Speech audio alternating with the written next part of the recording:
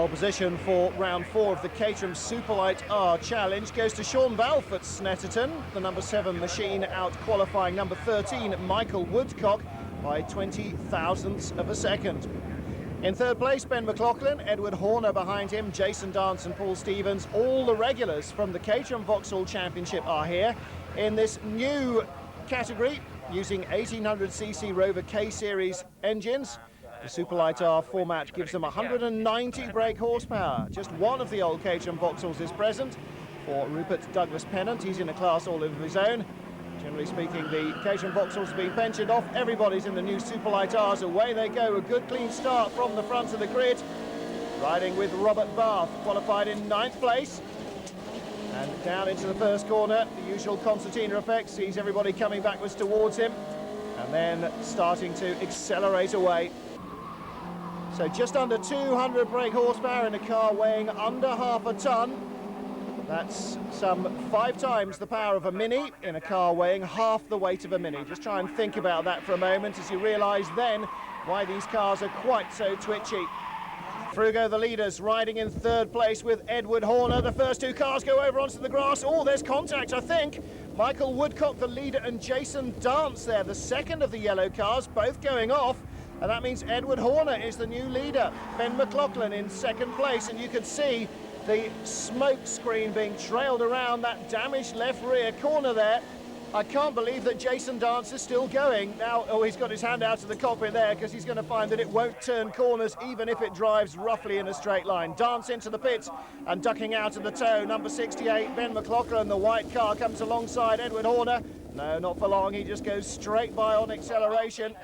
Sean Balfe in third place, number 7, the green car with the yellow roll cage. Then 89 is Paul Stevens. And then 17 is Robert Balfe, the silver car with the black arches, and Bart Hayden in his traditional day-glow orange colours. Hayden down the inside here. Yes, Balfe's running very wide. He must go through there, no question about it. And that's why Balfe wasn't up near the curbs. Another place lost as well there to number 12, Mark Humphrey, the pale blue car that you saw go by. But here is our leader, McLaughlin, from Horner, from Balfe. Very tight at the front of this field. And then there is quite a gap back to Paul Stevens and the rest, because it is and the rest. Bart Hayden with Mark Humphrey alongside. Humphrey, the ex-Rover racer. Bart Hayden, of course, a long-time racer in this Caterham series under various different names. The Caterhams, not him. Well, Robert Balfe is struggling with the setup because Peter Matthews and another car have gone by him as they came out of Combe curve there. Well, he's okay through the chicane, but clearly his high-speed setup is not what it needs to be for Snetterton. 28 here is Rupert Douglas Pennant, the only Caterham Vauxhall in the race. Well, let's have a look again now at the start. From 5th place, Sean Balfe. Watch the 2 leaders. First car gets very sideways and biff. That's what happened, I'm afraid, to Jason Dance as Michael Woodcock's car snapped back across at him. Both of them a little too quick into the S's. And through the bomb hole, Sean Balfe goes through into third, a place where he still remains. And what a huge gap there is back now to Mark Humphrey in 4th. Robert Balfe, though, despite what I just said about his setup not being quite up to par, has fought his way right back up that group. Well, this is some testament to the way that the Caterhams really produce a fairly level playing field, especially here in Super Rs with bags of power and bags of acceleration. It allows the drivers really to dice it out with each other. And again, gets past on the straight, under braking. Oh, the merest whisper of a rub there between the 2 cars. That was so close to disaster, it's just not true. Mark Humphrey, the pale blue car, behind him now. So all fighting away in the order. Number 3, John Grant, is in there as well, the darker blue car. And this, don't forget, is for 4th place. The Leeds trio already exiting Russell. You can see as the guys are coming out of Combe and onto the brakes. Well, fantastic battling for the lead as well. Edward Horner may well have been ahead there, but he certainly isn't now, because 68, Ben McLaughlin, has gone right back in front. Now, will this be a last lap do-or-die effort from Horner? Or will they continue to battle all the way around the racetrack lap after lap? Well, it would be a very strange Caterham race indeed if everybody settled for position and waited until the final corner to sort it out. Normally they try and sort it out at every single corner. Son's bonnet there, Peter Matthews, number 1. You see the radiator perched right out of the front of the car, there it is. Matthews with the yellow bodywork flapping in the breeze, the aluminium there of the bonnet. You won't want that to fly off and catch the car behind. It's a nice big bit of sheet alley, completely trashed obviously there. Sean Balfe, 3rd place. In touch, but not within shooting distance under braking, I think, of the lead battle. Oh my goodness me! Well, Ben McLaughlin didn't have to outbrake Edward Horner because Edward Horner outbraked himself. It was on the outside of the circuit. It may be a little bit dusty, a little bit covered in bits of rubber, but whatever. He left his braking too late and couldn't slow down. Shot up the escape road. No penalty for that, except look at the penalty he's induced himself. He is now a long way back in 3rd place. And the lead pair are now Ben McLaughlin and Sean Balfe. Let's ride with Robert Balfe once more. He's still behind the number 1 machine of Peter Matthews, although there's really no telling what positions they're in at the moment. Here is the leader of that group now, Mark Humphrey. Behind him, 89, Paul Stevens. And then 2 cars further back, we ride with Robert Balfe. That is the battle now for 4th place. And then a 2-car battle for 5th and a 2-car battle for 6th, and they all fan out down the straight. Peter Matthews keeps his nose, or what's left of it, in front there. And another move down the inside, and a good one by Bart Hayden, picks up that position. So Hayden in the number 16 car, working his way back up this gaggle. Let's ride again with Edward Horner, and watch as he tries to outbrake the leader. Oh dear, oh dear, oh dear, and it nearly stops, and it nearly stops, and it nearly stops, and then it doesn't, and he has to make that last-minute snatch of the steering to avoid the big tyre bales. And you can just imagine what the Anglo-Saxon is like going on inside that helmet as he curses himself for throwing away 2nd position there. But, as ever in the Caterham races, they fight on. 89, Paul Stevens is 4th. 12, Mark Humphrey is in 5th place. Oh, and somebody's losing it. Number 3, John Grant there. Those white chevrons on the back of the car, denoting him as he punches the starter once more. Sean Balfe going for the lead for the first time this race. Will he take the advantage? He does. Very, very squirrely under braking there, but he holds it together. Now keep the power in nice and gently, and doesn't have to fight too much of an understeering slide. A good exit from the corner there, and around the outside again goes Mark Humphrey. Humphrey goes up into 4th place. Now back down to 5th is Paul Stevens. Look again as Sean Balfe has to fight back once more, because Ben McLaughlin had got ahead. Again onto the Revit straight they come, and again down to this braking area, which is so critical with these cars. And McLaughlin is picking up the aerodynamic advantage. These cars, for all their speed, have got the aerodynamics of a brick outhouse, and if you can tow along behind somebody else, you'll pick up a few hundred revs in no short order. Your car won't have to force its way through the air, and you will be quicker, and the Revit straight shows that every time. Get up behind a rival and suddenly you can go much quicker than they can. You slingshot by, and then you've got to hold it together on the braking, of course, as Edward Horner failed to do as he lost that challenge for 2nd. But Sean Balfe here really attacking hard through Coram. It's so close. Takes a very different line through Russell. Will it work for him? Doesn't seem to be doing too badly out of it. They come to the line then for the penultimate time, and Ben McLaughlin leads from Sean Balfe. Don't worry about the number 3 machine behind them. That's John Grant. He's gone a lap down after that spin, so John Grant doesn't figure. Here is our 3rd place man, Edward Horner, all on his own. Not under threat for 3rd place, but no chance of catching the leaders. 89 in 4th is Paul Stevens. Then it's still number 12, Mark Humphrey, and look at that, Peter Matthews trying to go inside. Well, that's a brave place inside at Ritchie's. Even braver to go inside at Sear. It's much tighter. There's a bit more runoff area though, and luckily Mark Humphrey saw him coming. Just kept his nose out of the way. Sean Balfe didn't manage to do it the final time on braking into the S's. Through the bomb hole, no way through on the inside. Now into the long, fast right-hander at Coram. There's room, but has he got the speed to catch the leader? There's a back marker ahead. Balfe's got almost his inside front wheel on the grass to try and find an inside line. through the chicane for the final time, into Russell. He's not as good through the chicane as the leader. The back marker won't count, it's the Vauxhall anyway, and the victory goes to 68, Ben McLaughlin. Sean Balfe in second place, and a long way back in third is Edward Horner. So confirmation of that result, Stevens, Humphrey and Taylor, the other top 6 finishers. Sean Balfe still leading the championship though from Edward Horner. On pole for round 5 of the Caterham Superlight R Challenge at Castle Combe, Ben McLaughlin, 0.4 of a second quicker than number 12 Mark Humphrey alongside him. But Humphrey, something of an expert here at Castle Combe. He seems to have the knack of winning and may have a secret ace up his sleeve. Bart Hayden, number 16, the familiar Dayglow orange car in third place. Alongside him, number 17, Robert Balfe. So those are the front 2 rows of the grid, but as we so often see in Caterham's, the winner could really come from almost anywhere at all. Dreadful start in the middle of the front row by Mark Humphrey. The pale blue car being swallowed up as Robert Balfe goes around the outside. Bart Hayden goes past him as well, or does he? Hayden alongside. Looking back now from the leader at Robert Balfe. Up to Avonrise they come. Oh, and up in the air goes Sean Balfe. It looked like the green and yellow car. Bits of bodywork being spat out everywhere there. Riding with Jason Dance, number 67. Jason started in 6th place on the grid. And here is the battle for the lead now. Ben McLaughlin failing to defend from Robert Balfe. So the number 17 machine from 4th on the grid already up into the lead. Riding now with Michael Woodcock. Woodcock started in 12th place.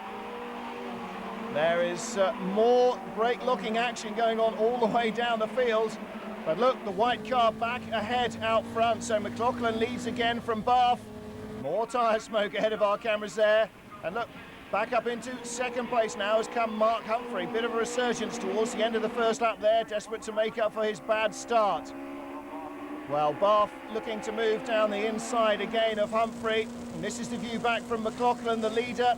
2 cars go to his inside now, but he has the better line as they come to Quarry.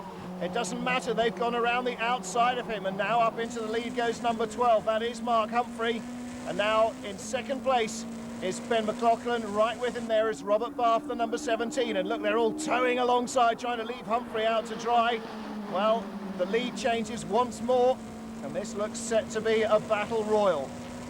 Humphrey in 2nd, McLaughlin in the lead at the moment. Robert Balfe right behind them in 3rd place, and then everybody else just about in 4th. Edward Horner leading that group, then Bart Hayden, John Grant around the outside of Paul Stevens, and that move seems to have stuck, so John Grant goes up another place from 9th on the grid. But look, the leaders side by side, and once more Humphrey goes ahead. Humphrey, McLaughlin and Balfe. Balfe going into 2nd, oh dear! And Bart Hayden spun out there, and he's been collected by Peter Matthews and Jack Newland. Hayden and Newland still in the track at camp, the ultra-fast right-hander that ends the lap. And as the race continues, trying to come back in with only one steering wheel is Peter Matthews. He's really out of action there with that broken suspension, and the race has had to be red flagged. Well, very sensible decision, allowing the marshals to clear away the cars. Once more, the drivers unharmed in that incident. But a bit of an attention grabber there for Bart Hayden and the other 2. Well, only Matthews fails to take the restart. Hayden and Newland back in the group as away we go once more. McLaughlin leading from Humphrey. That's the positions they were in at the last complete lap before the red flag. So Robert Balfe right with them as well. And we had Edward Horner in the mix as well, and Horner now in the number 5 machine up into 3rd place ahead of Balfe. John Grant, the dark blue car, once more using the outside line at Quarry to go around another car. And that's brave stuff if you can manage it. Now look at this, number 5, Edward Horner making a challenge for 2nd place. It doesn't happen for him there. John Grant in 5th place. Jason Dance, once more our midfield camera showing us everybody is now squabbling for those early position changes again. It's the best time in a race to try and make up a place when all the cars start artificially close together, and the leaders very close together now as they come to the last corner camp, and it's 3 abreast for 1st and 3 abreast for 4th place. Balfe, Horner and McLaughlin go side by side, so do Humphrey, Grant and Stevens. Fantastic stuff, and everybody else seems to be going through side by side. Well, Bath leads now. Second place for Horner, third for McLaughlin. And this is over Avon Rise into Quarry, the right-hander.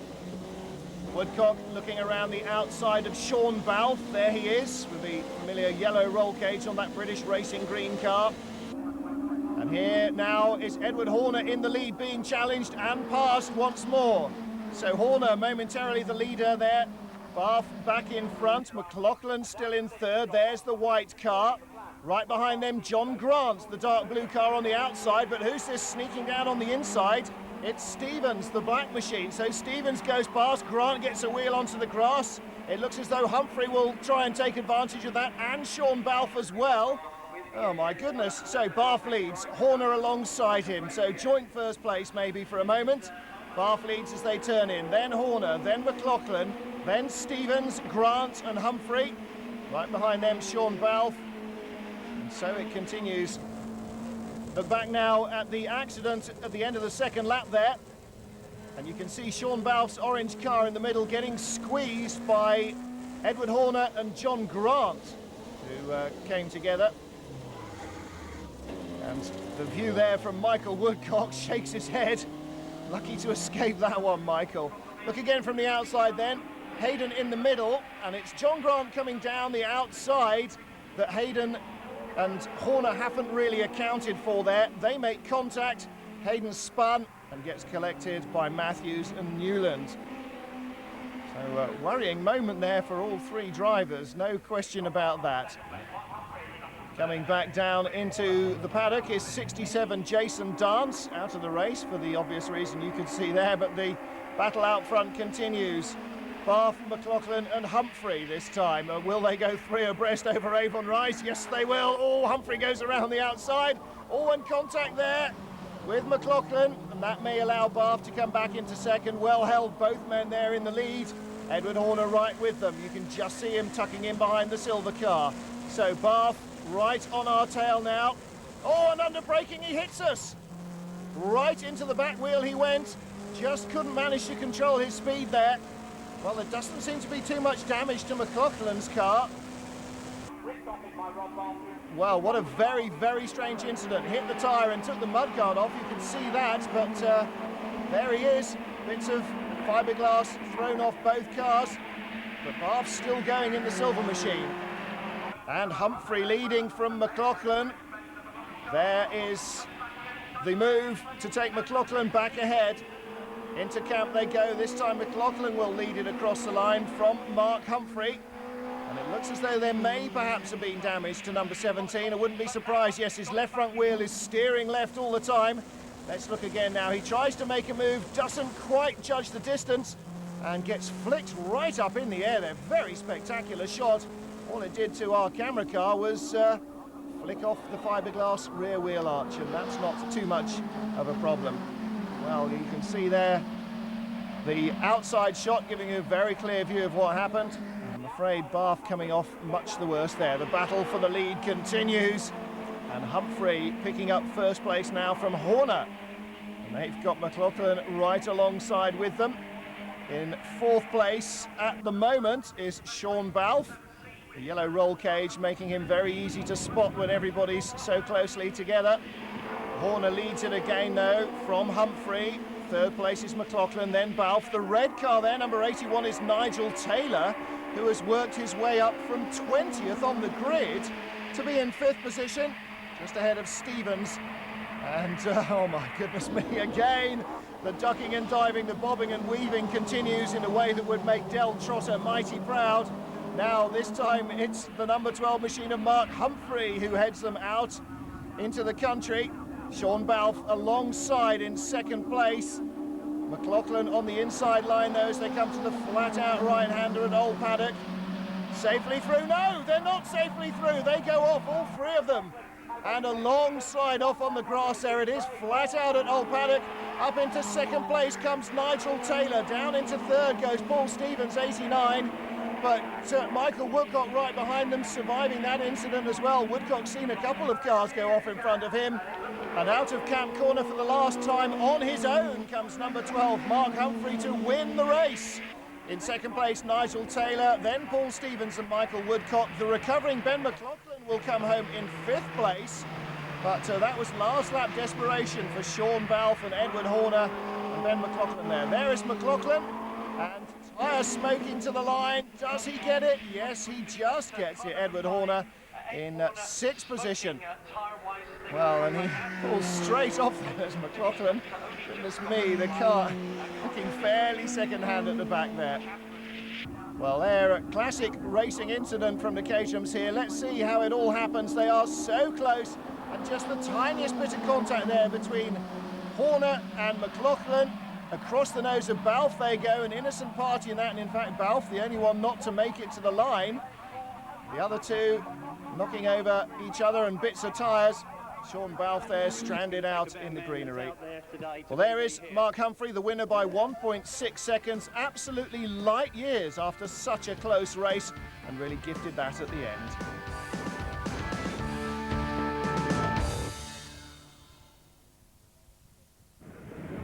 A sunny Sunday at Castle Combe, and the Caterham Superlight R Challenge ready to go. The blue car of Mark Humphrey on pole position, Ben McLaughlin's 68 white car alongside him, and a very good start from the outside of the front row by Ben McLaughlin. He'll take the lead going for the first corner. He does indeed. Mark Humphrey in second place, and everybody else 2 by 2 they still go in this early stage. Up Avon Rise and then hard onto the brakes for the right-hander at Quarry. Paul Stevens and Sean Balfe right ahead of us as we ride with Jason Dance. Dance losing a place there coming out of Quarry.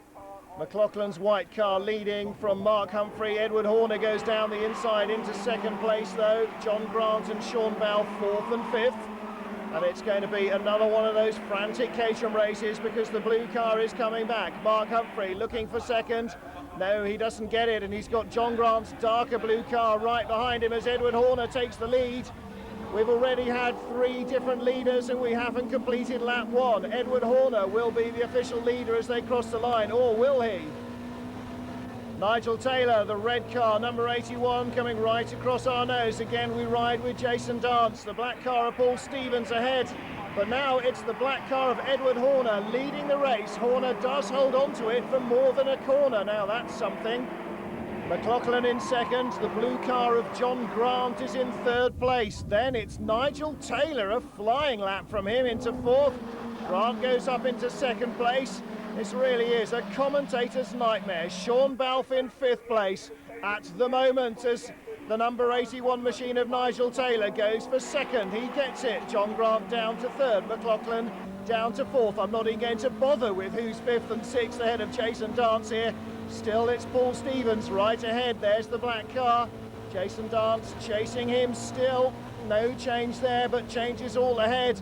And it looks as though Sean Balfe's making a move as we go down the inside.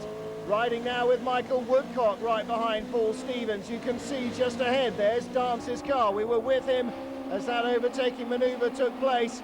Oh my goodness, thank goodness we're only riding in camera form. You would not want to be a passenger in these cars. They are well driven, but you just wouldn't want to open your eyes. McLaughlin and Grant side by side, equal 3rd place. Behind them is Humphrey. Ahead of them, the leader still Nigel Taylor, but Edward Horner has thoughts about that. He pulls out and takes the lead. Horner first, Taylor second, Grant 3rd. Riding with Jason Dance, right behind Sean Balfe. Ahead of him, the 2 blue cars again, and Balfe's going past both of them down the inside under braking. Oh my goodness, he's going past number 16, Bart Hayden as well. Oh, Sean Balfe somehow picked up 4 places there. What a stunning move. Now with Jason Dance, we're behind Mark Humphrey. To our left, the dark blue car of John Grant. The orange car there is Bart Hayden. And there is Sean Balfe up into 4th place. There he is with the yellow roll cage on his green car. My goodness, he must have just closed his eyes and hoped there. That's no indication of an amateur driving style, I promise you. That's just, that's what I would have done if I were in his position.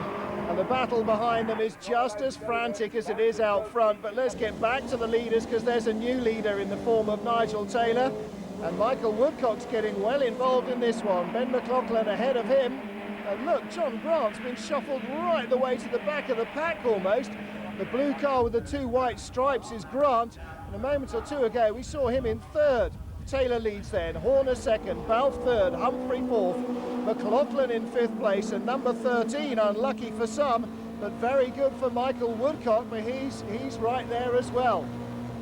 Riding now with the other yellow car, Jason Dance. Will we get past Bart Hayden as well? He's going down the inside, and he takes him at the apex. Now he moves across to cover the position. Woodcock tries around the outside of McLaughlin. They're going to run out of road there, and yes, Woodcock's on the dirt. Past goes our other cameraman, past goes Bart Hayden, past goes John Grant, past goes Paul Stevens. Oh goodness, they're all streaming by him. Amazing how many places you can lose with a tiny little mistake like that. Horner now leads from Taylor at the end of the lap. Balfe third, McLaughlin fourth, Humphrey in 5th place, and goodness me, everybody else apart from Jason Dance crossing the line in a huge gaggle as Dance comes into the pits. He's got a big problem. His race is over. And right at the back of the pack here, we're riding again with number 13, Michael Woodcock. So there is the leader of the group and the race, number 68, Ben McLaughlin. And here's the man who's in the back as John Grant makes contact and 3 of them go off. Woodcock couldn't avoid that. Grant bounced off the inside and made contact. And Woodcock seems to be getting going again. Woodcock there, number 13, struggling to get back onto the track. I wonder how his Caterham will handle. Oh, look how out of line his steering wheel is.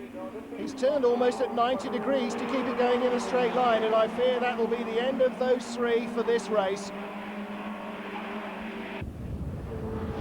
Well, there he is, struggling back in, Michael Woodcock.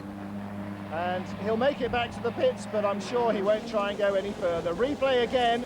John Grant on the right, Jack Grattan, the silver car with the black wings that gets tubbed by Grant as he loses it, bouncing in the ditch on the inside of the corner, and nowhere to go for Woodcock.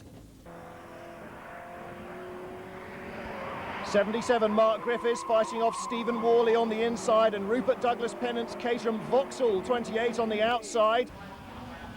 Now McLaughlin needs from Horner, and spinner Bart Hayden goes off.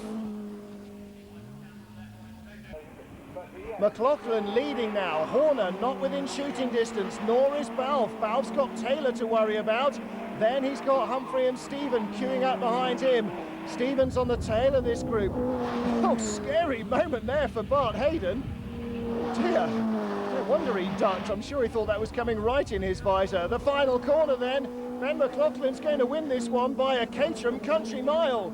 Second place, Edward Horner, 0.45 of a second behind. So McLaughlin the winner then, Edward Horner second, and Balfe, Taylor and Humphrey third, fourth and fifth, ahead of Paul Stevens in 6th place. Fantastic stuff again from the Caterham Superlight Rs.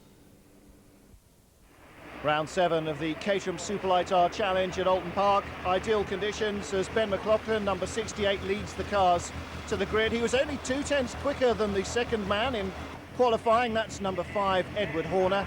And he himself was only 3/10 quicker than Michael Woodcock, who starts in 3rd on the grid, number 6. Bart Hayden, number 16, the familiar orange car, in 4th spot, ahead of our cameraman Paul Stevens, and Sean Balfe, who's on the outside of row 3, car number 7. So we take the start with Stevens in ideal conditions at Oulton Park. This really is a very challenging driver's circuit.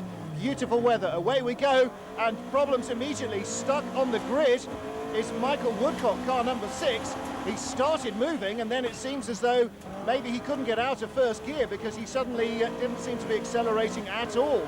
Well, our cameraman Mark Humphrey started in 7th. He's now in 6th place courtesy of that incident, but Ben McLaughlin leads them down the hill.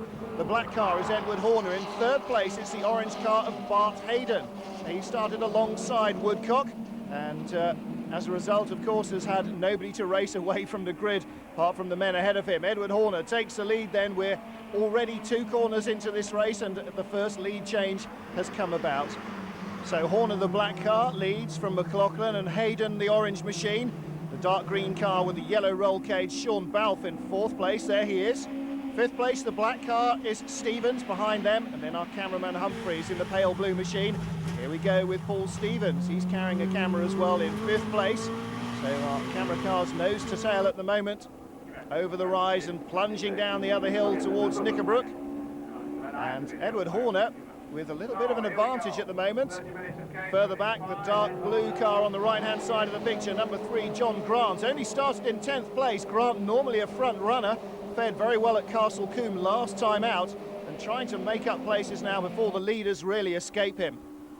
Horner leads from McLaughlin. Little gap now to Bart Hayden, then Sean Balfe, Stevens and Humphrey, they're all together. So the first pair, as we saw in the Caterham Road Sports race, starting to ease away from each other. Sean Balfe in the middle of the road there as they come towards the end of the lap and plunge down into Deer Leap, trying to guard his 4th place. And Edward Horner doing a very good job of holding off Ben McLaughlin into the first corner as well. Stephen Worley in the middle of the group there, the blue mud guards and the Dayglow orange roll hoop. There's not an awful lot of car to colour in Caterham, so you have to be a bit creative with making a unique paint scheme. Paul Stevens has gone for black, black, black and black, and so too has Edward Horner, but he's now been demoted. Into the lead has gone Ben McLaughlin once more, and that's where Horner passed him. So it looks as though the left-hander at Ireland is going to be a very popular overtaking manoeuvre among the leaders. Bart Hayden, number 16, the Dayglow orange car, still in 3rd place and still in touch, but I think perhaps the leaders may have found a little extra speed. They weren't that far separated in qualifying. 1 second covered the first 5 cars on the grid. Back to our cameraman here, Paul Stevens. And he is still in 5th place. Oh, a long, quiet moment there as he was searching for a gear under braking.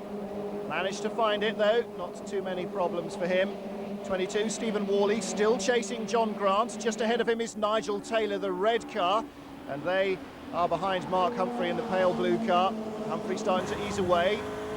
They're behind us now. Behind us are Taylor and Grant and Worley, but ahead of us here is Stevens in the black machine, and again the leader having to fight for his position all the way through. Look by the grass on the left-hand side though, that is the recovering number 6, that's Michael Woodcock, just behind 18 there. And Woodcock fighting his way back up the order. Hugh Hayden is number 18. Yes, he is related to Bart Hayden, but only by being Bart's dad. Paul Stevens going around the outside into the hairpin. Well, that's a bold move. Let's hope he doesn't run out of room on the outside. He doesn't. And most importantly, Sean Balfe doesn't need to use that piece of track either. He holds it down nice and tight, avoids the incident. So Hayden, Balfe and Stevens now viewed from behind by Humphrey, and Humphrey is very close indeed. And Paul Stevens may pay the price for that late braking manoeuvre because Humphrey's got a better run through the chicane. He accelerates past him. This is a good overtaking position between these 2 chicanes. Oh, and Humphrey goes in far too late under braking. Just gets it turned in ahead of Nigel Taylor, but only just. Taylor, the red 81 car, right with him. And so are Grant and Worley right behind them.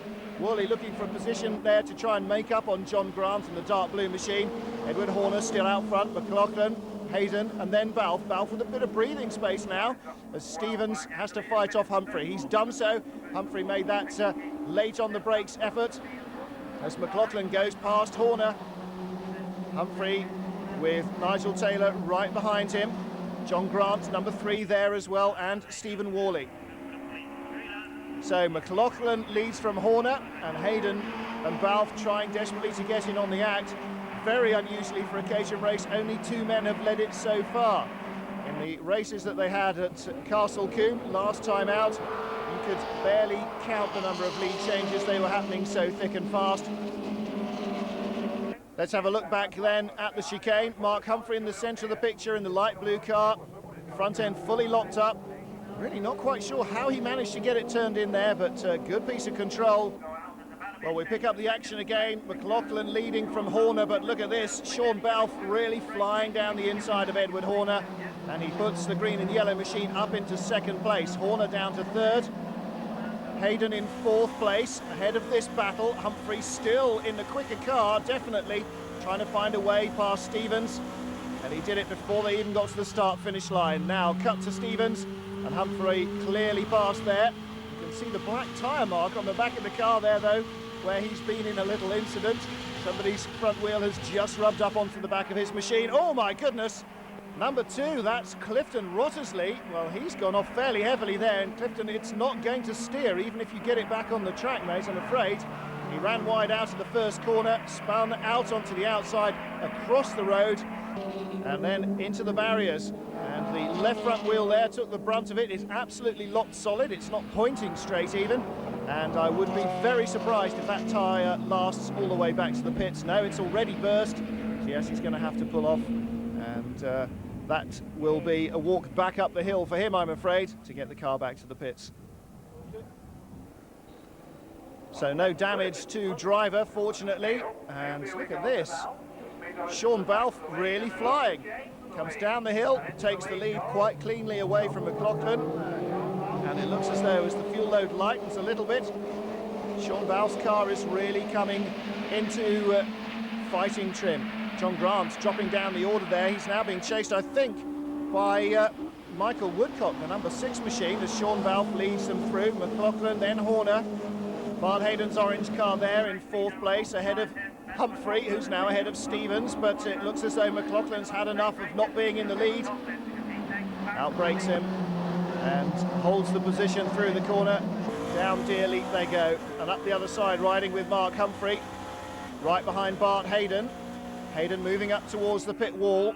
That guards the inside line. Sean Balfe defending his 2nd position there against Edward Horner's attack. John Grant slipping down the order, and towards the tail of this group now. McLaughlin back out front and being harassed all the way around by Sean Balfe. 3rd is Horner.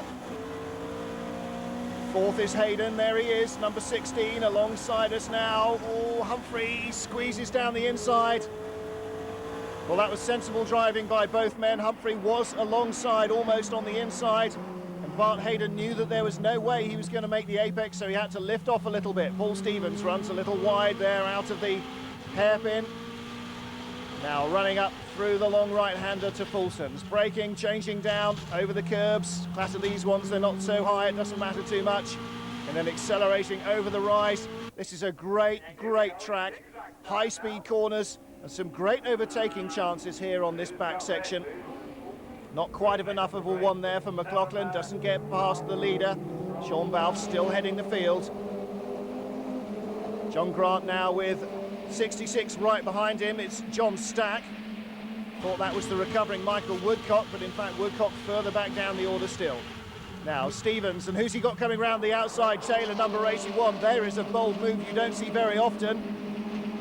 The red car, there he is, ahead of the black machine now, riding with Mark Humphrey, trying to go alongside Edward Horner. This is where he put the move on Bart Hayden last lap, and it works again on Horner.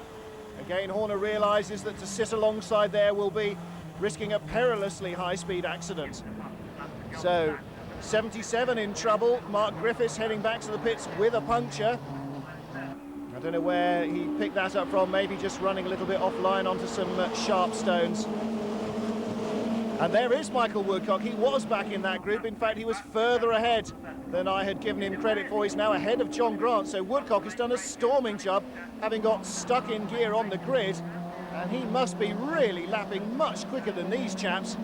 He must have dropped out of the top 20 by the time he got the car going. And now here he is on the tail of the leading group as Humphrey. Oh, Humphrey was having a look there for a moment at McLaughlin, and suddenly Bart Hayden was down the inside. Humphrey fights back. Let's ride with him. Again up towards Ireland, but it's not going to happen this time. Bart Hayden had better drive out of the preceding corner. Stays ahead in 3rd place. Humphrey in 4th. In 2nd place, it's Sean Balfe. The leader is Ben McLaughlin, the white car with the blue noseband and the blue roll cage. So behind them, Stevens is 5th, the red car with Taylor is 6th. Then there's a tiny little gap, but it's a good scrap for the lead here. Any of these men could still win this race. Don't you think twice about that. Again, riding with Mark Humphrey. And it looks as though we might be seeing a change for the lead. We have, under braking already. Sean Balfe has gone ahead of the leader and taken the lead away from him. So it's Balfe, McLaughlin, 3rd place is Hayden, 4th place is Humphrey, 5th place is Edward Horner, the black car. You can just see ahead now of Nigel Taylor. the red machine in 6th place. There he is, our cameraman Paul Stevens in 7th place. Riding with Stevens as we come under the Bailey Bridge. This is another good long fast straight, and a daunting right-hander at the end of it to try a move, and he does though. He does go down the inside. Taylor holds on, Stevens holds on, but I think both of them have lost momentum. They're dropping away a little bit from this lead pack. Once more, Sean Balfe and Ben McLaughlin scrapping for the lead. Bart Hayden right with them there in 3rd place. Riding now with Mark Humphrey in 4th as we go down Cascades. Hayden disappears out of view to the left. Now he comes back as we make a late apex, closing up behind Bart Hayden. He had a wide run down the hill. Now he's perfectly placed to take 3rd place at Island. And the lead changes because Ben McLaughlin goes past Sean Balfe in the same position just ahead of us. So McLaughlin leads Balfe, Humphrey in 3rd. Hayden down in 4th place, and a few insects giving their lives to the camera lens at the moment on this balmy afternoon. There's Paul Stevens, he's got Michael Woodcock right behind him. And defending over the curbs, chasing Bart Hayden, and closest to the camera, Nigel Taylor, the red car. Here they come. McLaughlin leading from Balfe. Humphrey in 3rd place, the pale blue car. And then it's Edward Horner, the black car, in 4th. Then Hayden, and very, very sideways Taylor. Paul Stevens will close there. Taylor had the throttle buried. He wasn't getting as much drive for all those revs because the car was sliding sideways. Stevens can't quite find a way past there. Taylor runs very wide again. Better apex on the second pass of the right-hander, but I wonder if Taylor is running out of tyres. He may have been fighting a little bit too hard on them in the last couple of laps. On the outside again, and again contact between the pair of them, and again they both hold on there. Well, that's good control, good clean racing.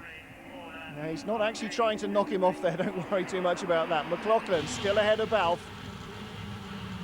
And Michael Woodcock goes past, so Woodcock is working his way even further up the order. Now, up with the leaders with Mark Humphrey. This is alongside 2nd place at the bottom of the hill. Mark Humphrey into 2nd.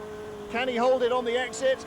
Yes, he does. So, Ben McLaughlin leads from Mark Humphrey, who actually started in 3rd place, but seems to have been fighting his way back up in the 4th and 5th and 6th positions for most of the race. Nigel Taylor with Woodcock right up behind him, and Taylor's got a definite problem, and he's absolutely stopped. Well, that's not the nose of Michael Woodcock's car. Taylor has got a terminal problem of some kind. Now let's go back with Mark Humphrey because he's making a move for the lead at Island. He really likes overtaking here.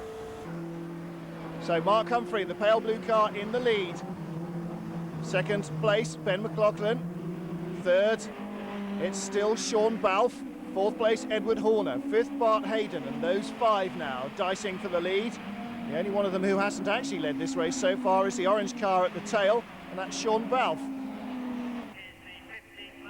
Well, here they go, further on in the race, and Mark Humphrey holding on. As you can see, the group behind him really piling on the pressure. Mark Humphrey with Ben McLaughlin thinking about coming down the inside. Yes, he is, but Sean Balfe had a little look first, and that really put Ben McLaughlin off. No point in pulling out if somebody's front wheel is alongside you already. So Mark Humphrey leading, but not for long. We capture his onboard as Ben McLaughlin comes past us. And Sean Balfe as well is down the inside. Humphrey can't hold that one, surely. It's push coming to shove there, but Sean Balfe was on the inside. Edward Horner goes by him as well, and maybe Bart Hayden will as well. No, Humphrey has the line now for the chicane. He's on the left where he needs to be, so it doesn't work for Horner. There's Hugh Hayden, Bart's dad, and he's dicing with the number 88 machine, Jack Newland. But here is 68, Ben McLaughlin leading now because Sean Balfe seems to be holding them all up. Horner gets side to side with Humphrey. Humphrey holds on, Horner looking to the inside. And as Humphrey goes to assume the racing line, Horner does come down the inside, and again, wheels touching, and again they hold on superbly. These guys are really having a thrilling battle. not just from the side of the track is it a thrill, but from the onboard cameras as well, giving you a really good view of just what it's like to be dicing wheel to wheel with somebody, of course without the massive shot of adrenaline that actually doing it would give you. Paul Stevens, our cameraman, some way back from them now. Stevens is still in 6th place. Oh! And it all goes pear-shaped. Off goes Bart Hayden. Hayden losing it at the bottom of the hill. You can see there from the onboard. Edward Horner also having to brake heavily to avoid the spinning Bart Hayden. So Paul Stevens goes past him. And Bart Hayden out of the car, not injured. And running away from the car at the bottom of the hill there in the gravel traps. So they will be coming past him in a moment. But there is Edward Horner going past Paul Stevens. What happened there? Oh dear, well, wheels making contact. It's okay if it's front wheel to front wheel and back wheel to back wheel, but in that instance it was the front wheel of Edward Horner's car that was inside Bart Hayden, and he just couldn't hold on to that one. So there is Edward Horner up ahead of us. Paul Stevens in the black car, we ride with him, and this is for 5th. Now he's moving up into 4th, is he? Oh, contact again, and this time a more substantial thump from Stevens. Well, he's ahead of Horner, and the car still seems to be going. Well, as they go on to their last lap, Bart Hayden, look at the flushed face there, he's been working very hard indeed. What a shame to go out 2 from home. Sean Balfe takes the lead now. This is the last time round. Paul Stevens out, braking himself. Oh dear, oh dear, oh dear. Got past Edward Horner in a little wheel banging moment, and then outbraked himself to really throw away that 4th position.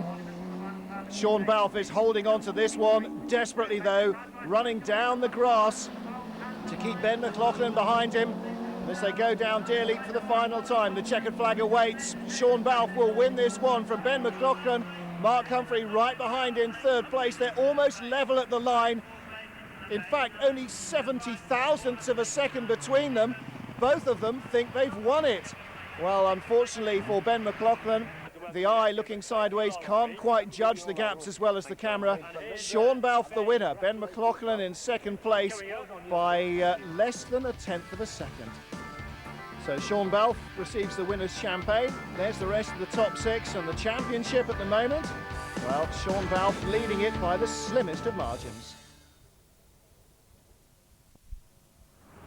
Qualifying for round 8 of the Caterham Superlight Challenge as close as ever. No less than the first 8 cars on the grid covered by a second, and the first 6 of them covered by half a second. On pole position, Sean Balfe from Ben McLaughlin, Edward Horner, Michael Woodcock, Jason Dance and Bart Hayden. Round up the usual suspects because the Caterham Superlight Challenge race is about to go. Away they go, and it should be action all the way. What shows first? It's the green and yellow machine of Sean Balfe, but Ben McLaughlin going around the outside, and it looked as though Michael Woodcock's yellow car was trying to go around the outside of him, and he did successfully. Woodcock has the lead, but no, coming back at him is Edward Horner. Edward Horner coming up the inside to take the lead at Druids. So already 2 corners, 2 changes of leader. Riding with Bart Hayden behind the pole man, Sean Balfe, who is in turn behind Mark Humphrey. Humphrey started only 8th, so you can tell what sort of a race we're in for here. Edward Horner leads from 3rd on the grid. From 4th on the grid in 2nd place is the yellow car of Michael Woodcock. From 2nd on the grid in 3rd place, the white machine of Ben McLaughlin. And through goes the rest of the field. Hugh Hayden there, Bart's dad, in car number 18, as it's 3 abreast into the first corner. Oh my goodness me, McLaughlin on the inside, Horner in 2nd place as they will come out of here. 3rd place for Michael Woodcock, 4th for Mark Humphrey, riding with Nigel Taylor behind Jack Newland. And going around the outside of the 88 machine, 67 just ahead of us there is Jason Dance, the yellow machine, then it's Bart Hayden ahead of him. Ahead of him is the pole man, but there they come down the bottom of the hill, and the white car closest to the camera, Jack Newland, has dropped a couple of places there. All over the curbs go Edward Horner and the rest of the chasing pack, but the leader, Ben McLaughlin, very neat and tidy indeed. Again, Horner and Woodcock thumping the curbs on the inside, but McLaughlin keeping the car stable, staying away from those concrete rumble strips. McLaughlin leading. Woodcock looking for a way past Horner, nothing on the outside. I wonder if anything will offer itself up on the inside. He might have to be careful because Mark Humphrey was having a look at him. Again with Nigel Taylor, this time it's Jason Dance We go not to the outside, not to the inside. Dance covers too well. Bart Hayden's ahead. And past us goes 22, Stephen Worley. So a position lost there, I'm afraid, for Nigel Taylor. And Worley gets ahead and stays that way. So McLaughlin leading from Horner, and Woodcock is under threat, riding with Bart Hayden now. There is the battle up ahead. Hayden goes down the inside of the pole position man, Sean Balfe. Will he hold on? Number 16, the orange car on the inside. He's our cameraman. Sean Balfe, the green and yellow machine on the outside, and it's a drag race all the way down the straight. Jason Dance pulling out to try and go around the outside of both of them. That'll be a brave move if it comes off. But no change there for either of them. Bart Hayden still hanging on there behind Sean Balfe. Balfe ahead of us. The car with Trinity on the back. That's 12. Mark Humphrey. We're trying to go inside him as well. We've got Sean Balfe on the inside. No, Sean Balfe is still there. Humphrey just ahead of us. The yellow car ahead of him is Woodcock in third place. So this is the battle for fourth, fifth and sixth. This time Bart Hayden's move has paid off. He's up into fifth place ahead of Sean Balfe, the pole position man. McLaughlin leads it. Horner in the black car in second place. In third place it's Woodcock in the yellow machine. Fourth place it's still Humphrey from eighth on the grid. And then in fifth place it's the orange machine of Bart Hayden. Sixth place is Sean Balfe. And they're all towing each other down the straight, looking to slip out of the slipstream. Here is Michael Woodcock. He's trying to go around the outside, but look out behind you, Michael, because they're queuing up to come past. Sean Balfe tries to go around the outside of Bart Hayden. It doesn't work, but could there be a change for the lead here? Yes, there is. Edward Horner goes inside Ben McLaughlin, and so do does Michael Woodcock, and so do does Mark Humphrey. But Humphrey's got Bart Hayden to contend with, so he drops back into fourth. McLaughlin's third. The yellow car in second place, Michael Woodcock. But it's Edward Horner who leads. The black car is in the lead, and McLaughlin there in third place in car number 68 was in the lead this time a lap ago, less than a minute ago. That's how quickly things change here in the Caterham Superlight Rs. Fourth place is still the pale blue car of Mark Humphrey, but Horner has been passed exiting the final corner. Now he comes around the outside of the yellow machine. Woodcock on the inside, Horner on the outside, but he's got his nose ahead and he takes the lead back again, going into Paddock Hill Bend. Bart Hayden looking around the outside of Humphrey this time. And he goes around very deep though indeed into Druids and comes back out. That's Ben McLaughlin right ahead of us. Will he pick up the position from Humphrey? Yes, he does. No, he doesn't. He gets sandbagged as well on the way out by Sean Balfe, so a mistake there by Bart Hayden. But that slower car helps him to hold on to his position as he's chasing Humphrey. Humphrey all over the place under braking. The car trying to fight its way away from him. It looks so calm when you're on the onboard, but you just have to look at the cars from the outside and see how close to the ragged edge the drivers are. Horner leads, going around the outside. Above him is the yellow car of Woodcock, and he'll take the position. Trying to go down the inside was McLaughlin, and they're getting into slower back marker traffic now. Well, this is very tough times for the leaders. You really have to have your wits about you in a Caterham Superlight R race. You could really do without slower cars. Number 9, Gavin Pickering, stays well out of the way. He'll let the entire field go past, I think, before he resumes the racing line. Chasing Jason Dance, and these are all for positions inside the top 10 still. Dance gets very, very sideways. Oh dear! Taylor has much better speed. He'll go around the outside. He can't take the ideal racing line there, so the car washes out towards the outside of the corner. Jason Dance gets a second chance at the corner, and he takes the position, makes it his own. Now, around the outside, and holding on desperately late for braking at Paddock. Oh dear, it's going to get very, very crossed up, and he's going to run very wide on the exit. He holds it in within the penalty line on the outside, curbing there. Michael Woodcock still leading from Edward Horner, Ben McLaughlin and Mark Humphrey, and it's simultaneous pulling out by the two men chasing the cars ahead of them. In fact, it's two abreast all the way down the top 6. Bart Hayden still battling with Sean Balfe. Hayden in 6th place, Balfe ahead of us in 5th. Ahead of him is Humphrey. The white car in 3rd place is McLaughlin. And then the yellow car in 2nd place, again pulling out, is Michael Woodcock. Will he get the lead this time from Edward Horner? Yes, he does. Woodcock leads yet again. Horner back down into 2nd. McLaughlin 3rd. Humphrey 4th. And still side by side for 5th. Sean Balfe and Bart Hayden. Hayden on the inside in the orange car. Will he get it this time? No, because Sean Balfe holds on, and now he's on the inside. He goes back up into 5th place. This is astonishing racing as ever. The Caterham's producing such a close tussle. And if you think this is bad enough for 6th place, you should see them further down the order as well. It's like this every position on the racetrack. Oh, a mistake by Woodcock, very sideways, exiting clearways and into Clark Curve, and that will have cost him time. And Horner, with 2 wheels on the grass and on the dirt, tries to go past him on the inside. He doesn't get enough drive out of the corner. This time, though, he's going right down the inside. He's got his nose in, he's got the whole car ahead. Woodcock can't fight that one. Humphrey goes up into 3rd place past McLaughlin, and McLaughlin has also got Sean Balfe and Bart Hayden all around him. Balfe goes by, Hayden can't, McLaughlin recovers, but he's slipped down another 2 places there. Again, Woodcock running wide, Humphrey trying to challenge the pale blue car ahead of us. Bart Hayden just breathing heavily here and taking in a couple of gasps of oxygen on what is almost a straight along the bottom bend there. Off on his own goes car number 2, Clifton Wrottesley. Now that's a blind corner and it's very difficult to know where to rejoin. Back with the action though, there is Bart Hayden, number 16, chasing Mark Humphrey. They're going again past one of the slower cars. Here is the leader, Horner, Sean Balfe behind him, Michael Woodcock in 3rd place, and Balfe is looking down the inside. Well, he made an appalling start from pole position. He's been trying to work his way back to the front all the way since, and now he's finally done it. Nigel Taylor still with this leading group. That is the race leader right ahead of us, and oh, Jason Dance all over the curbs, just recovers, but he loses his position there. And again, he manages to hold Taylor at bay no matter what sort of mistakes he makes. Under pressure from Bart Hayden for 4th place, the yellow car just ahead of us there. And that is Michael Woodcock. And Hayden looking to go past him under braking contact. He runs up the back of the car. Oh, and he's off into the gravel. There's no way to brake when 2 wheels are already travelling on somebody else's machine. Bart Hayden bails out very quickly indeed. He knows it's all done for him for the afternoon.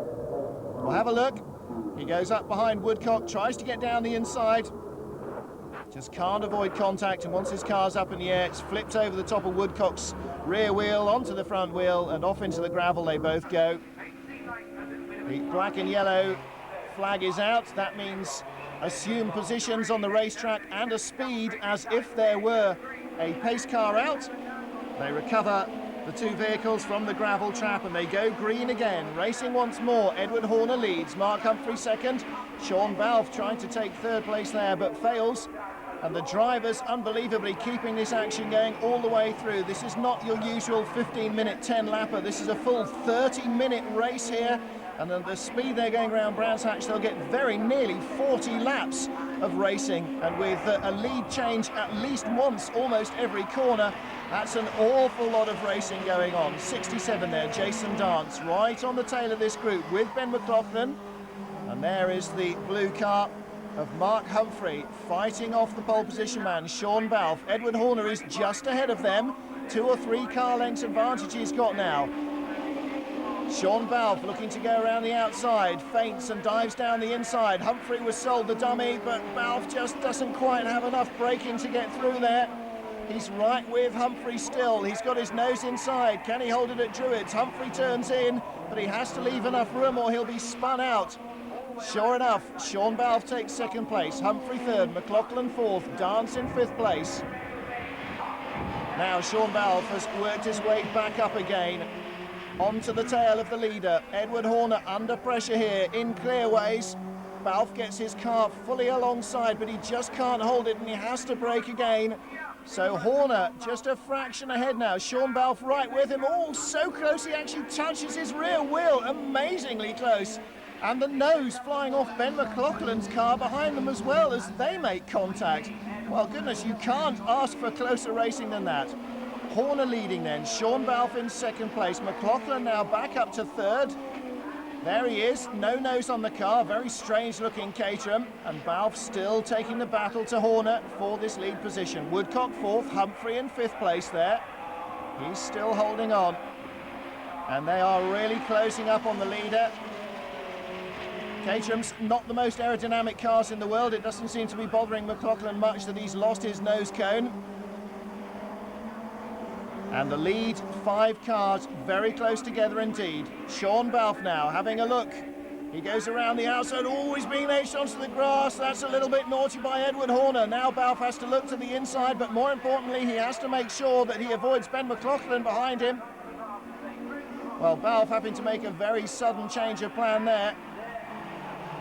Holds on, but he's right with Horner, and again, tyre smoke spewing off Horner's rear wheel as he gets very crossed up exiting Druids, and it just spins up. Under all that power, the tyre just can't cope. Towards the end of this race, they must be getting very short on rear grip. Horner leads. Sean Balfe in second place. Third place, it's McLaughlin. Fourth place, it's Woodcock. Fifth place, it's Humphrey. And Horner again, pouring smoke off that rear wheel. I'm sure the mudguard must be rubbing on it now, but he still seems to have the speed. Sean Balfe going around the outside. Oh, and there's just another tiny touch between them. This is the last lap now. Don't do anything foolish, boys. They will always go for a move if it's open to them, and Sean Balfe did everything he could there. Edward Horner defending like Billy-O to try and hold on, and again the tyre smoke in wreaths off the rear wheel as he turns right to head down the hill. It is certainly rubbing up on that mudguard. Sean Balfe in second, Edward Horner leads, and Balfe really determined to try and put a move in here. Horner's not out of the woods yet. There's a slower car ahead. This is the run to the checkered flag. Sean Balfe's not alongside him. Edward Horner should take this one, but it'll be a straight drag race to the finish. Sean Balfe's in the slipstream. He slingshots out. It's going to be a photo at the wire. Well, it's just Edward Horner by half a length from Sean Balfe. 0.08 of a second between them there. McLaughlin, Dance, Humphrey and Taylor, the other positions. On pole position for round 10 of the Caterham Superlight R Challenge at Castle Combe is Mark Humphrey, a winner here earlier this year. He was 1/10 of a second quicker in practice than Edward Horner, the black machine, who starts alongside him. The second row of the grid, it's car number 7, the green and yellow machine of Sean Balfe, and alongside him the white car, number 68 of Ben McLaughlin, also a winner earlier on in the season at this circuit. Bart Hayden starts in 5th position in car number 16, and alongside him it's Nigel Taylor in number 81. Well, last time here the fast, bumpy and very demanding Castle Combe circuit produced a spectacular race, and I don't expect it to be any different this time, particularly because there is moisture in the air. Well, a good clean start from the front row men. Edward Horner getting the drag up the hill here as they come up to Avon Rise. Just a fractional touch there with McLaughlin. Into second position goes the light blue car of pole position man Humphrey. So the white car of McLaughlin is in 3rd place. Number 18 there on the outside, that's Hugh Hayden, Bart Hayden's father. He qualified in 8th position, his son in 5th. And here comes Humphrey down the inside of Horner, the pole position man about to take back the lead. So 2 corners, 2 changes of lead, pretty much as you'd expect for a Caterham Superlight R race. Horner comes around the outside. Humphrey waves his hand off the steering wheel to say, I know you're there. Humphrey goes back down to 3rd place as McLaughlin now moves up into 2nd. There is John Grant. Grant surprisingly far down the grid on the inside of the 8th row. Front runner here last time, didn't find the speed in qualifying to match that pace. In 2nd place then, towards the end of the first lap, this is Camp Corner. Horner with McLaughlin in 2nd place, Humphrey in 3rd, riding again with McLaughlin. You can see that there is a tiny amount of water on the camera lens, and grey skies overhead, patches of blue, but a little bit worrying. Change of lead once more, Horner in 2nd place. McLaughlin leading, Balfe up into 3rd place, and Humphrey down to 4th. Horner again looking to the inside line. This is a favoured passing position here. It almost inevitably works, and Horner pulls it off without any problems. Oh dear, running out of road there is Clifton Wrottesley, car number 2. How did he manage to find that gap? There's rarely any tarmac between the entire field, and he managed to find a bit to go through. I'm sure he's very relieved at that. Riding once more with Ben McLaughlin. We're in 2nd place. Now we're coming through the long right-hander at Westway, and then down to Camp Corner. Braking, turning in, accelerating through the corner, and there is Bart Hayden picking up a position from Nigel Taylor. So Hayden moves up into 5th, and look at this, McLaughlin going for the lead. Horner has got the light blue car of Humphrey inside him as well, and Humphrey goes past. Humphrey looking for first place, can't quite make it there. This is Quarry.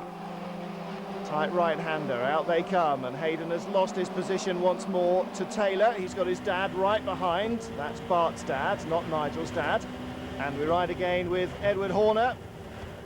As the lead changes ahead of him, Horner couldn't quite find a way to go inside the white car of McLaughlin there. Now Humphrey, the pole position man, leading for the second time in the race. He's the man who has led least amount of metres, I would think, out of the three so far. Nigel Taylor in fourth, ahead now of Sean Balfe. And in sixth place, it's Bart Hayden. His father Hugh has been shuffled another couple of positions down the field. Riding once more with Edward Horner to the end of the lap. And this time it's Humphrey that leads them out of Camp Corner and across the line. McLaughlin second, Horner third, Taylor up into fourth place. Sean Balfe behind him. Edward Horner looks as they come to the Avon rise. He gets the lead even before they get up into the braking area for Quarry. Will he hold on to it? Yes, he does indeed. So Horner leads again. There is Sean Balfe now, back up ahead of Taylor. Balfe up into third place because down into fifth has gone the white car of McLaughlin. Let's have a look back here at Clifton Wrottesley. Over the grass, trying to steer back on. It all gets a bit sideways. And whoever could possibly have predicted there'd be a gap there? Well, he went safely through the hole in the middle. Not quite sure who just missed hitting him, but I'm sure that raised their attention level just a fraction. Back out front once more, and a quick working of his way up through the field from McLaughlin. Humphrey fighting back. Taylor in third now. The black car of Horner in fourth. Balfe in fifth. Taylor looking down the inside, trying to follow Humphrey through, and he does so. Now, this is Taylor's best position in the race so far. Looking for the lead. Oh, Humphrey's making him use the grass. Oh dear, Mark Humphrey, not really giving racing room there. And so much of this race still to go. It is pandemonium behind Mark Humphrey. Cars chopping all over the place. And the universal signal of being ticked off there by Edward Horner to Mark Humphrey. Well, they all survived, and Humphrey trying to take the lead once more from Horner. Comes across and assumes the line. Taylor third. McLaughlin's white car there in fourth place. And side by side for fifth, Sean Balfe holding on to that position at the moment from Bart Hayden. 77 there, Mark Griffiths under pressure from Simon Harris, 96. And here's Rupert Douglas Pennant in his Caterham Vauxhall being chased by David Hornsey. That's the old style of car here, the Superlight Rs now with their 1800cc Rover engines. And they really leaving the Caterham Vauxhalls behind on this ultra-fast circuit. Now again, Edward Horner goes for the lead at his favourite place. He really does like passing through Old Paddock. He's got that one very nicely taped, and it's very rare indeed to see him make the move and not pull it off. Second place, Mark Humphrey. Third, Nigel Taylor. And really under pressure in fourth place, under braking there, was Ben McLaughlin. Bart Hayden hanging on to the tail of Sean Balfe. Those top six starting to ease away a fraction now. And that doesn't mean the pressure is being relaxed as Nigel Taylor lances down the inside at Camp, takes second from Edward Horner. He'll be looking for the lead. Leading that next group through is 67. That's Jason Dance, the yellow car. Well, at least it was at the line. Now are they going to fan out? Not quite three abreast here, but it's Horner versus Humphrey. And Humphrey has it under braking. Humphrey's running a little wide though. Horner will be looking once more to Old Paddock. Comes nicely out of Quarry there. And a good run down. Pulls out nice and early. Makes the move. Telegraphs it through. Humphrey can't do anything about that. Now Bart Hayden moving up once more ahead of Sean Balfe on the tail of this little group. Humphrey looking down the inside. Doesn't happen at Tower. He's got the 68 machine of McLaughlin still right with him. Then Taylor. Then Hayden and Balfe. Jason Dance still leading the group behind. You just get a flash occasionally of his yellow machine. Down to Camp. Horner looking, but no luck for him there. But On the outside, Nigel Taylor holding on as Ben McLaughlin thought twice about making a move on Edward Horner. Through the fast right-hander at Folly they come, up to Avon Rise. Car goes light and floaty over the crest, and then it's time to hit the brakes, keep it all under control and get the nose to turn in. Never the easiest of tasks in a Caterham. Still the light blue car of Humphrey leading. Jason Dance on the left-hand side of the picture down the straight, trying desperately to break the toe there and hold on to his lead. And there is Hugh Hayden chasing his teammate 77, the second of the three Seba cars. That's Mark Griffiths. And down the inside comes McLaughlin to take second place from Horner. Humphrey still out front. That's 3 corners in a row now, approaching something of a record for this race.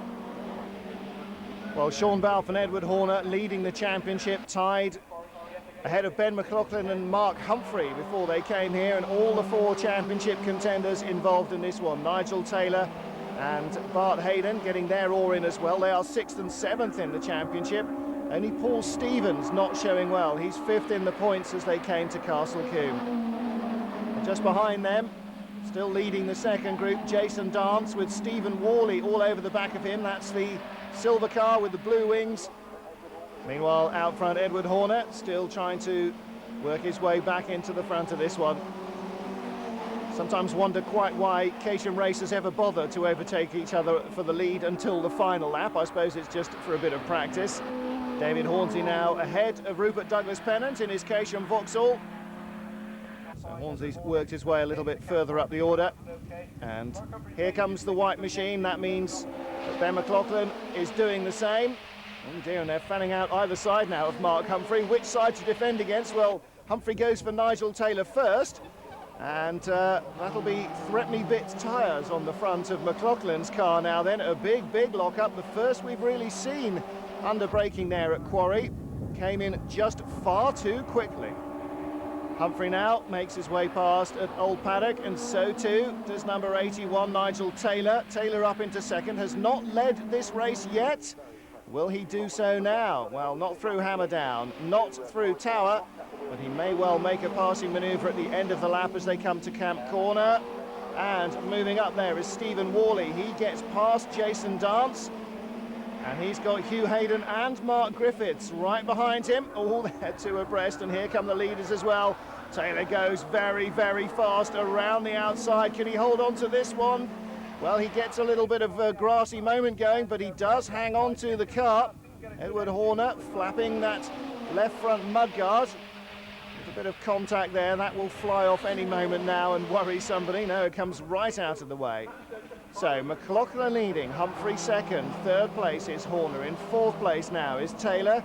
Didn't really do himself many favours with that high, wide and handsome move around the outside at Camp. Humphrey going back into the lead again. McLaughlin second, Horner 3rd. And there's no chance for them to even things up, Humphrey and McLaughlin. If one of them wins here, there isn't a second race on this race weekend as there was last time out when they won 1 apiece. So it won't be honours even leaving here. One of them will have won 2 and the other won. It's always assuming, of course, that Horner, Balfe, Taylor, Hayden, Grant or any of the others don't get in and ruin the show for them.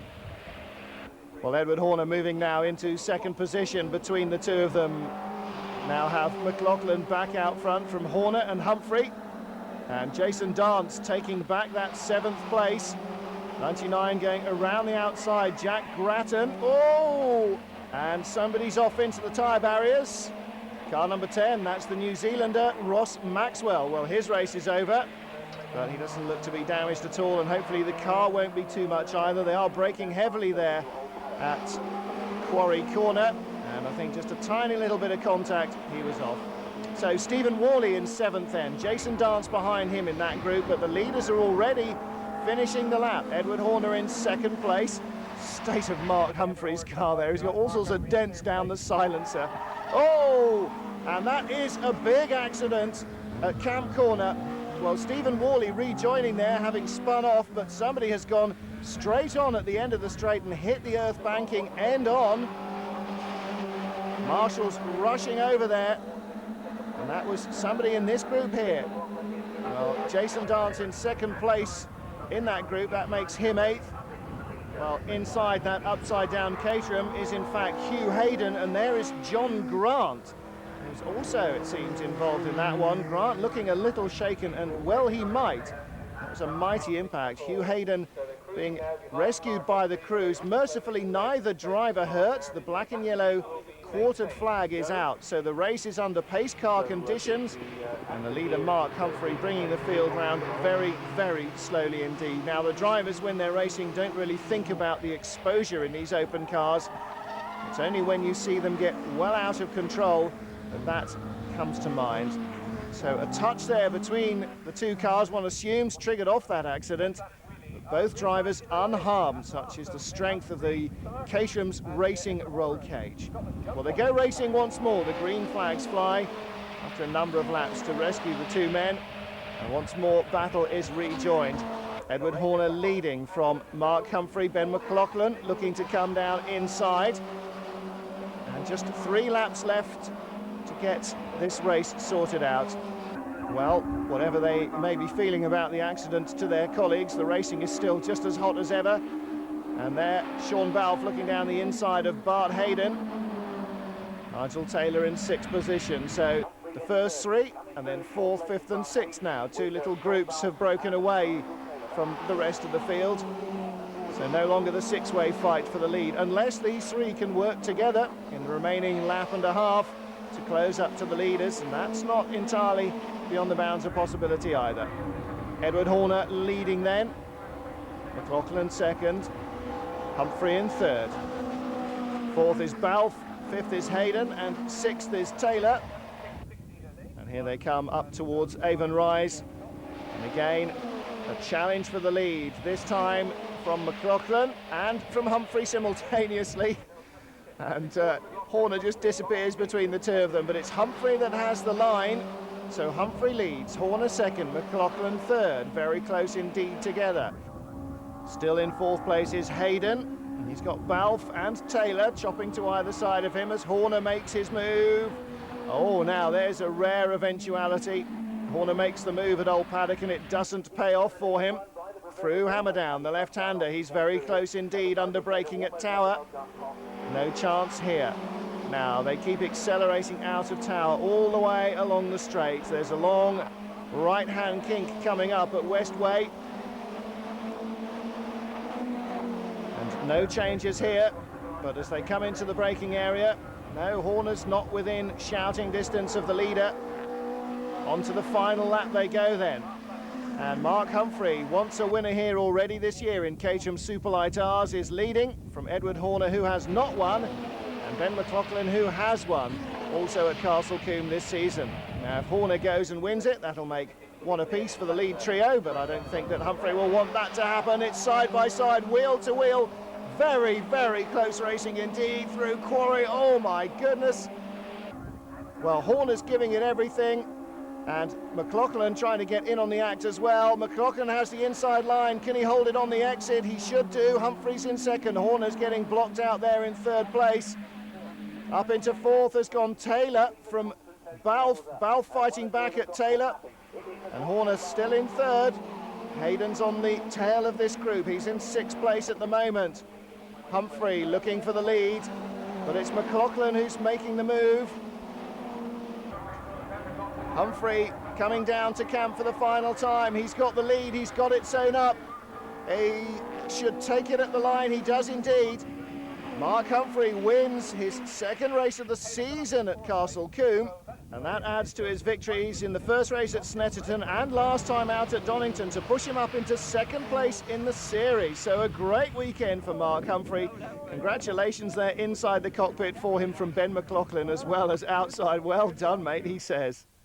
So Mark Humphrey, the winner from McLaughlin, Horner, then Taylor, Balfe and Hayden. And Sean Balfe now leading the championship on his own from Mark Humphrey.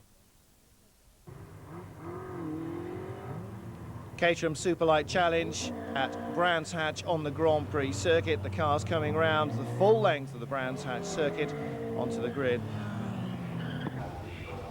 This man is 4th in the points, Mark Humphrey. He's on pole position. 3rd in the points, Ben McLaughlin. He's 2nd on the grid. 2nd in the points, car number 5 there, Edward Horner. he is third on the grid, and fourth on the grid, the championship points leader by 24 points, Sean Balfe, the green and yellow machine. Well, as ever, a full packed grid, these 1.8 litre rocket cars, and ready for action. Now the downhill side, the left-hand side of the picture, not always the best place to be starting at Brands Hatch, and indeed from pole position Mark Humphrey gets a slow getaway. The blue nose of the white car, Ben McLaughlin, the first to rise as the lights changed. McLaughlin fires the number 68 machine into the lead. He's wide on the outside as Mark Humphrey has to fight off Edward Horner, car number 5, as they get to Druids for second place. And McLaughlin making the break. Humphrey, Horner and Balfe, the rest of them streaming down the hill. The yellow mudguards flying. Somebody's gone off, 2 or 3 somebodies have gone off. Well, number 67, one of the cars in trouble there, Jason Dance, and he was facing the wrong direction. Everybody now heading out onto the Grand Prix circuit. Lock up at the brakes there from the blue car. That's number 3, John Grant. Ross Maxwell holding him off as Ben McLaughlin holds off Mark Humphrey at the front of the field. Good start from Bart Hayden though. There is Jason Dance still left at bottom bend. He's definitely out of this one. Bart Hayden in 4th place. Behind him is Sean Balfe, the green car with a yellow rollover hoop. Don't forget the championship leader, but 4 points, a scant margin here. Not even the end of lap 1. McLaughlin with Humphrey right with him, and Edward Horner there in contention as well. All of them looking for a toe on the main straight to try and make an outbraking manoeuvre. Well, Mark Humphrey goes first, and around the outside goes Edward Horner. He's being very brave on the brakes. He does take second place. And now look, a nice tight line up the hill into Druids. He's going for the lead. Mark Humphrey on the outside. Edward Horner has the lead. Humphrey second, McLaughlin in 3rd place. The orange car is Bart Hayden in 4th. He's got Sean Balfe behind him in 5th. Then it's number 81, Nigel Taylor in 6th position. He's got Jack Grattan right behind him. So this is a good 7-way battle, heading out once more into the country around this seldom used but beautiful and very challenging Grand Prix loop at Brands Hatch. Down Pilgrim's Drop. That's where Johnny Herbert had his almost career-ending accident in Formula 3000 at the tail end of the 80s. Over onto the grass goes the championship leader. Sean Balfe gets it back and gathered up, but past him has gone Nigel Taylor, so he's down to 6th position now. Championship leader will want to score points here above all else. Not necessarily critical to win it. He must score points if he really can. Mark Humphrey leads then. Edward Horner second. Ben McLaughlin, the white car with the blue noseband, in 3rd place, not wearing blinkers. Around the outside goes Edward Horner. And Horner tried this last lap, and it works this time, but around the inside of Mark Humphrey came Ben McLaughlin to go up into 2nd place. So Humphrey led them onto the straight, comes out of paddock in 3rd place. Exactly what happened to McLaughlin last time round. This time though, Edward Horner holds on to the lead. McLaughlin 2nd, Humphrey 3rd. Vijay Angelo, car number 4 there in the thick of it in the middle of the pack at Druids. But here comes another challenge on the leader. Well, there must be a good half-dozen places around the Grand Prix circuit at Brands where a Caterham Superlight can make a challenge and make it work, and every single one of them is being used, it seems, every lap. McLaughlin needs now. Horner 2nd. 3rd, it's Humphrey. And still in 4th place, Bart Hayden holding off everybody else. Holding off the rest of the field from the front is Ben McLaughlin, but as we've seen already in the previous couple of laps, leading onto the straight almost inevitably means you won't be leading off it. Down Brabham Straight they come. It's 3 abreast. Inside, middle or outside, which is best? Well, it works best for Edward Horner. He made his move earliest, got it put to bed before they got into the braking area. So Edward Horner from the middle now leads, and it's side by side, Humphrey and McLaughlin. And how often have we said that through the 1998 season? Well, pretty much all of the competitors, they spend so much time swapping places and sitting out on the braking, trying to dare each other to brake later than is entirely safe for position. Edward Horner leads them out into the country, and they fan out. Well, it would have been 3 abreast if Mark Humphrey had moved earlier, but McLaughlin now goes around Horner. So too does Humphrey. McLaughlin, Humphrey, Horner, still in 4th place, Bart Hayden. 5th is Sean Balfe. 6th position, Nigel Taylor. And the black car with the alloy panels, Jack Grattan hanging on to the tail, still in 7th place. Big drop away now from this group to the rest of the field. Humphrey setting a blistering pace when he's leading, so too is McLaughlin and Horner. And these trio have done all the leading between them, but they just can't shake off Bart Hayden in the orange car, number 16, and the rest of the field. 3 abreast again, and this time it's the pale blue car. Mark Humphrey leads them into Druids. McLaughlin looking up the inside. Humphrey's got it covered, or has he? Yes, he does. And McLaughlin, by making his move early, also managed to cover Edward Horner. Now change for 4th place. Finally, Sean Balfour's got up into 4th place. PJ Angelo's still at it here. 77 chasing him, Mark Griffiths, the orange car. And they're having just as much trouble holding on to their places as the leaders are. Horner leading now. McLaughlin, then Humphrey. Yes, Sean Balfe did hold on to 4th place. Bart Hayden looking down Pilgrim's Drop to try and take that position back. At this rate, they'll soon be starting to make moves under the bridge before they get into the final corner. All side by side, wheel to wheel, almost touching. This is incredibly close racing. Great stuff from these men to be able to race wheel to wheel with the cars really absolutely at the limit of adhesion. Don't think there's anything to spare here. If you turn into Druids with anything left in the car at all, the whole field will be swamping past you. These guys are right on the ragged edge all the way around here, and they are still wheel to wheel on the inside. It's Edward Horner. On the outside, it's Mark Humphrey, and they are still wheel to wheel. And this time, Ben McLaughlin says, right, I'm having some of that. Doesn't find room, but he does disrupt the battle, and Edward Horner gets pushed back to 3rd, and looking up the inside is Sean Balfe, car number 7. Bart Hayden trying to go with him. It doesn't happen, though. Let's see how they fell back. Yeah, Bart Hayden's still in 4th, but again, he's looking. This time, he's trying it at Dingledale. Oh, not through the chicane. Humphrey in charge of this race once more. Horner going tight down the inside. He takes 2nd from McLaughlin. Now let's see, down Pilgrim's Drop, what can Sean Balfe do? Well, nothing. He's under pressure once more from Bart Hayden. 1st, 2nd and 3rd can get on with it on their own. He just can't quite seem to get alongside the 3rd place man. Been in 4th now for a number of laps and can't make those moves. Further back, the 6-car group here, all squabbling for position, just like the leaders are. Now, 99, Jack Grattan has been caught. So we're now up to an 8-car lead train. Humphrey, he is the engine driver. Edward Horner, though, trying to take over control here. Oh, and just avoiding the tyres on the outside. That was a narrow escape. You don't want to go off there at speed. You don't want to go off here at speed either.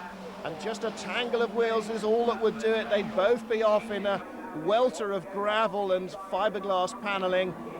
Horner making enough room for himself on the inside there. Humphrey allowing him the space. And this is number 1. Peter Matthews in trouble. Looks like that may well be a smoky end to his race. Horner to the left, Humphrey to the right.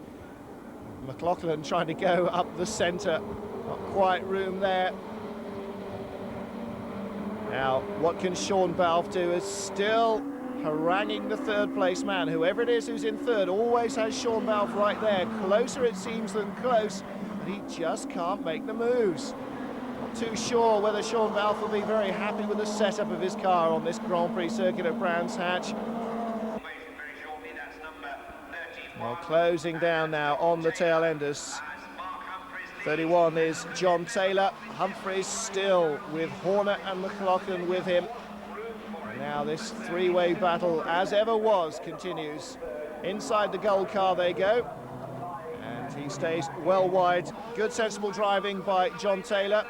Now he's in trouble though, because he's right in the middle of a big pack as they come down the hill. Horner leads, Humphrey 2nd, McLaughlin 3rd.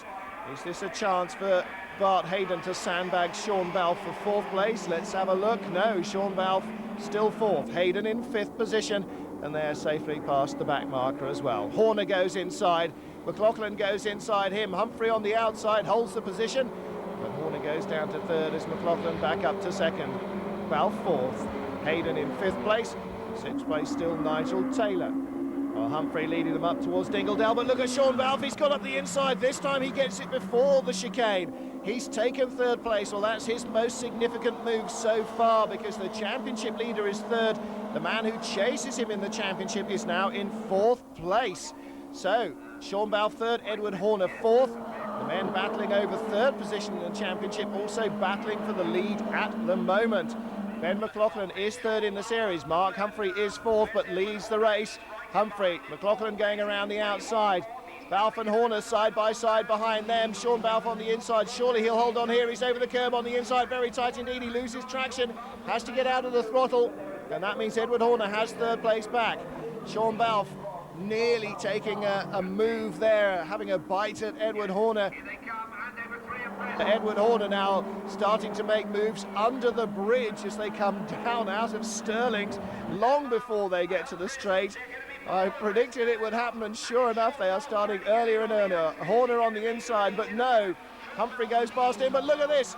This is a bid for victory by Sean Balfe all the way around the outside. Nearly took the lead, couldn't hold on to second place, goes into third. Horner second, Balfe third, Humphrey leads, McLaughlin fourth. Bart Hayden fifth, still holding off Nigel Taylor. Poor Nigel Taylor has seen nothing but the tail end of Bart Hayden's car all race, it must seem to him. Humphrey under pressure now from Horner. Horner leads, Humphrey second, Balfe in third place. Now where can he go from here? He's got to hold off Ben McLaughlin around the outside for a start. McLaughlin takes him into Westfield. Mark Humphrey, Edward Horner, Ben McLaughlin, Sean Balfe. There your top four. Balfe goes out to the outside, high, wide, and, if you will, handsome. Oh, and contact. Horner and Humphrey make contact. Humphrey spins. Who's he? Oh, McLaughlin. He's got McLaughlin. And was that Bart Hayden and Nigel Taylor? It was indeed. They're all down at the bottom of the hill there. Well, that's dreadful news for Mark Humphrey. Very bad news indeed for Bart Hayden and Nigel Taylor. Straps are off. They're bailing out. Get out of it, because the rest of the race is on its way. Through comes number 2, Clifton Wrottesley, and the yellow flags will be waving there at Paddock Hill Bend. Hands out of the cockpit, drivers slowing down, and so they need to. There is Mark Humphrey, still trying to find a space to bail out of his car. Well, potential victory gone for him, no question about it, and he'll be very disappointed at that. And the race stopped. Red flags are out, and the race will be concluded there. And this is the incident that put it all to bed. Humphrey and Horner battling for the lead as they had done all the way through, and just the tiniest little bit of contact. These cars, as I said earlier, so close to the limits, and that was all she wrote. So for Mark Humphrey, this will be a score that he will drop. Victory at Brands Hatch then for Edward Horner, and Sean Balfe in second place, and that's enough for Balfe to clinch the championship. He has a 22-point lead going to the final round at Silverstone, which Edward Horner wins. He gets 20 points for that, and so the championship decided by just 2 points at the end of a stunningly competitive series. And the other regular winners, Mark Humphrey and Ben McLaughlin, finish third and fourth. But the Lombard Caterham Superlight champion for '98, Sean Balfe.